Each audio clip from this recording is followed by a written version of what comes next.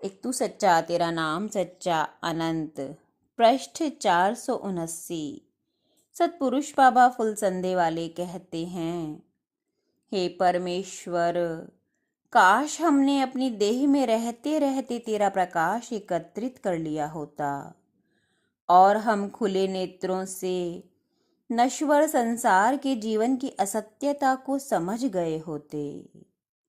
हे अनंत परमेश्वर, मंत्र के प्रकाश की तरह तू हमारे हृदय को प्रकाशित कर, पवित्र कर। हम तेरी स्तुति करते हैं। तू हमारी आत्मा को व्याकुलता से बचाएगा। दम निकलता है तो निकल जाए, मगर न लब खुले इलाही अब किसी के लिए। उनको नाज मुझको बेबसी लिख दी, लिखने वाले ने भी क्या लिखा किसी के लिए। हुजूर सतपुरुष ने देखा कि लोग आराधना में भी सोते रहते हैं, पाठ में भी सोते रहते हैं। आपने हुक्म दिया 40 दिन तक खड़े खड़े आराधना करें, सुमरन पाठ में भी खड़े हो जाया करें। 40 दिन बाद आपने ये तरीका बंद करा दिया, क्योंकि बच्चों और बीमारों को तकलीफ होती थी, उनसे खड़ा ना हुआ जाता था। आपने फरमाया आराधना में दूसरों को तकलीफ ना हो और उनके दिल उससे अलग ना हो, इस बात का ख्याल रखना चाहिए। और आराधना या वक्त सत्संग के सोना या ऊँघना मुनासिब नहीं।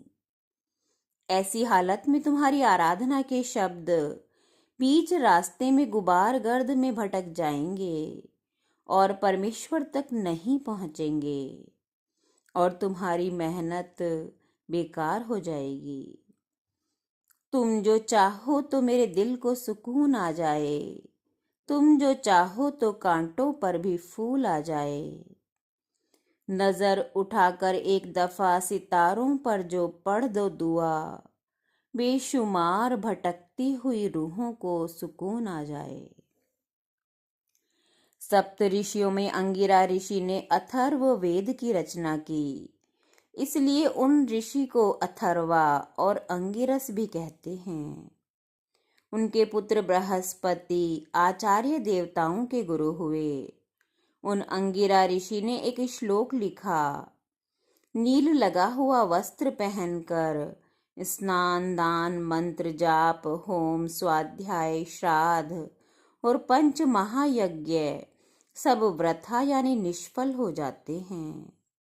यह श्लोक हुजूर सतपुरुष के सामने जब आया तब वे गहरे विचार में निमग्न हो गए। ऋषियों की वाणी सदा सत्य ही होती है, किंतु इसके अर्थ को समझ पाना सभी के लिए सहज नहीं होता। नील में ऐसा कौन सा तत्व है जो पुण्य कर्मों को नष्ट करने की शक्ति रखता है? इस विचार की थाह पाना आसान नहीं। एक तू सच्चा तेरा नाम सच्चा।